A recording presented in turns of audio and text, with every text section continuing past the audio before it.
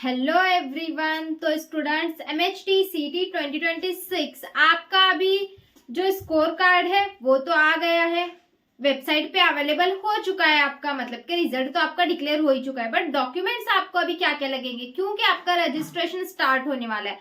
और बहुत सारे बच्चे पूछ रहे थे कि ऑनलाइन जो रजिस्ट्रेशन है, ऑनलाइन या फिर ऑफलाइन आपको जो डॉक्यूमेंट वेरिफिकेशन वगैरह करवाना है MHT CT 2026 का, तो कब से स्टार्ट होगा, क्या क्या फिर करना होगा। तो उसकी वीडियो मैंने बना दी है, चैनल पे अपलोड की है, कल ही मैंने अपलोड किया है, तो आप चेक कर सकते हो इसी वीडियो के नीचे कि आपके जो रजिस्ट्रेशन हैं क्या सीटी के वो कब से स्टार्ट होंगे, आपके कैप राउंड्स की डेट्स वगैरह क्या क्या है, सब कुछ मैंने डिटेल में वीडियो बना दी है।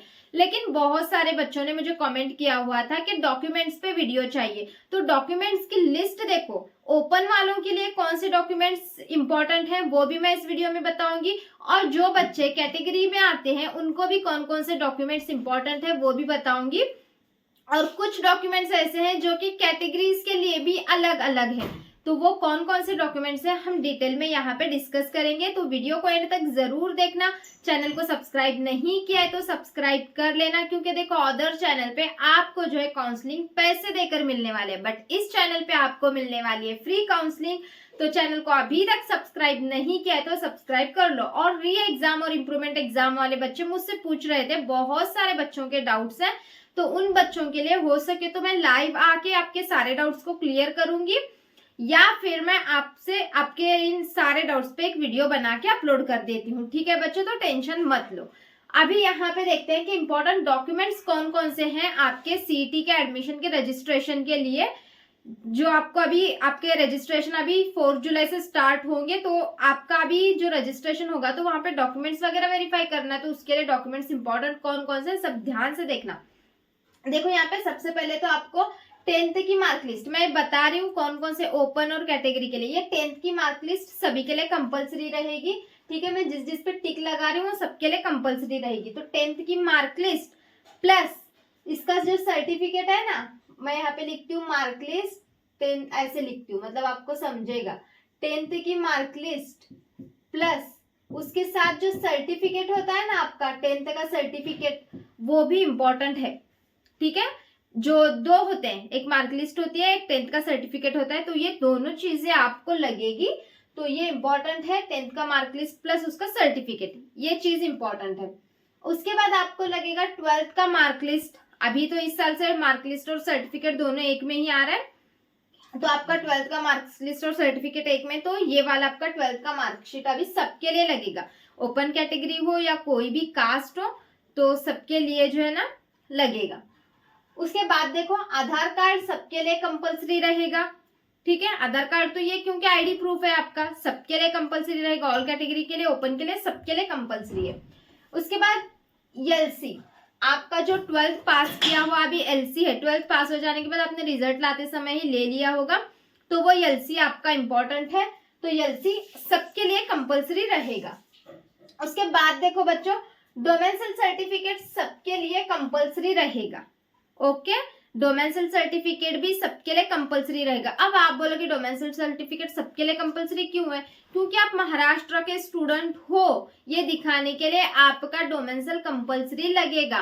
क्योंकि जो देखो 90% जो सीट्स होती है वो महाराष्ट्र स्टूडेंट्स के लिए होती है हमारे यहाँ पे महाराष्ट्र के कॉलेज में, और 10% जो सीट्स है वो बाहर के स्टूडेंट्स के लिए होती है। तो इसीलिए अगर आपके पास डोमेसाइल है तो आपको इसका बहुत फायदा होगा। अगर नहीं है तो निकाल के लो, अभी भी आपके अभी 2-3-4 दिन ही बाकी है, बट आप रजिस्ट्रेशन कर सकते हो। आई थिंक 17 जुलाई तक आप रजिस्ट्रेशन कर सकते हो। तो अगर डोमेसाइल नहीं है तो निकाल के लो। किसी किसी के पास ओल्ड वाला होगा तो वो अपडेट करा के लेना है आपको। ठीक है, उसके बाद देखो next migration certificate. Migration certificate ये अगर आप बाहर से आ रहे हो, मतलब कि महाराष्ट्र के स्टूडेंट नहीं हो और बाहर से आ रहे हो, तो उनके लिए माइग्रेशन सर्टिफिकेट लगेगा, अदरवाइज नहीं लगेगा। उसके बाद गैप सर्टिफिकेट, जिन्होंने गैप लिया हुआ है, चाहे वो किसी भी कैटेगरी से हो, ओपन हो, ओबीसी हो, SC ST कोई भी कैटेगरी से हो, अगर आपने गैप लिया हुआ है तो आपके लिए गैप सर्टिफिकेट लगेगा, नहीं लिया है तो नहीं लगेगा। उसके बाद कास्ट सर्टिफिकेट, ये देखो कास्ट सर्टिफिकेट, आप जिस भी कास्ट में आते हो तो वो कास्ट का सर्टिफिकेट होना इंपॉर्टेंट है। तो ये वाली चीज मैं यहाँ पे ना इसको ऐसे राउंड करती हूँ, मैं ऐसे यहाँ पे नीचे अंडरलाइन करती हूँ। ठीक है, कास्ट सर्टिफिकेट, ये जो बच्चे कास्ट में आते हैं उनके लिए लगेगा। उसके बाद कास्ट वैलिडिटी सर्टिफिकेट, ये भी जो बच्चे ओबीसी, एससी, एसटी इन कैटेगरीज में आते हैं उनके लिए लगेगा। उसके बाद नेशनलिटी सर्टिफिकेट आपका लगेगा। अब नेशनलिटी सर्टिफिकेट देखो क्या होता है, आपके एक तो एलसी पे या फिर आपके एलसी पे जो है ना लिखा हुआ होना चाहिए कहीं ना कहीं कि आप एक मतलब इंडिया के हो। नेशनलिटी आपके एलसी पे इंडियन लिखी होनी चाहिए। अगर नहीं है, कुछ प्रॉब्लम्स की वजह से होता है, किसी किसी के एलसी पे नहीं होता, तो आपको ये किसी आपके जो नजदीक जो क्या बोलते हैं उसको, ई सेवा केंद्र वगैरह बोलते हैं ना, तो वहां से जाके आपको ये बनवा के लेना पड़ेगा, ठीक है, नेशनलिटी सर्टिफिकेट। उसके बाद आपको लगेगा non creamy layer certificate. Non creamy layer certificate देखो ये किन बच्चों के लिए लगेगा, जो बच्चे ओबीसी, वीजेएनटी और एसबीसी में आते हैं उनके लिए ये लगेगा, ठीक है। और जो बच्चे एससी एसटी में है उनके लिए नॉन क्रीमिलियर सर्टिफिकेट नहीं लगेगा। समझ गए डॉक्यूमेंट्स। और सबसे इंपॉर्टेंट चीज आपका स्कोर कार्ड लगेगा सभी बच्चों के लिए। क्या लगेगा यहाँ पे मैं लिख दूं क्या, यहाँ पे स्कोर कार्ड सबके लिए लगेगा। तो ये स्कोर कार्ड आप सबको जो है ना रखना है, आपका स्कोर कार्ड जो कि एमएचटी सीटी का अभी जो स्कोर कार्ड आया है, तो वो क्योंकि अभी आपको इसका रिजल्ट तो नहीं मिला है आपको, बट स्कोर कार्ड आपका आया हुआ है तो वो आपको रखना है, ठीक है। तो अभी देखो ये सारी चीजें मैंने यहाँ पे बता दिया आपको, कौन कौन से इंपॉर्टेंट डॉक्यूमेंट्स है, समझ गए होंगे आप। सबके लिए कंपलसरी 10th की मार्कशीट और सर्टिफिकेट, 12th का मार्कशीट, आधार कार्ड, एलसी, डोमेंसिल, उसके बाद स्कोर कार्ड, उसके बाद देखो नेशनलिटी सर्टिफिकेट, ये सबके लिए कंपलसरी रहेगा।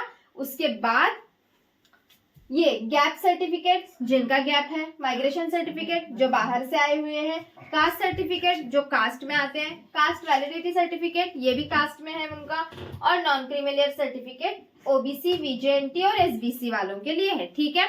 तो सारे इंपॉर्टेंट डॉक्यूमेंट्स की लिस्ट मैंने आपको बता दी है। सारे इंपॉर्टेंट डॉक्यूमेंट्स ये सारे क्या करो, एक पेज पे लिख लो। मैंने यहाँ पे जो जो भी डॉक्यूमेंट्स बताए हैं एक पेज पे लिख लो। इसमें से जो भी डॉक्यूमेंट आपके पास नहीं, जो भी है आपके पास ऑलरेडी उस पर टिक लगाओ, जो नहीं है वो निकाल के लेना है तो अभी भी निकाल के लो, थोड़ा सा टाइम बाकी है, ठीक है। कुछ भी डाउट हो यहाँ पे आप कमेंट सेक्शन में पूछ लेना, और इम्प्रूवमेंट और री एग्जाम वालों को जो एडमिशन को लेकर टेंशन है उस पर मैं वीडियो बना दूंगी, ठीक है। तो चलो बच्चों फिर मिलते हैं नेक्स्ट वीडियो में, बाय बाय।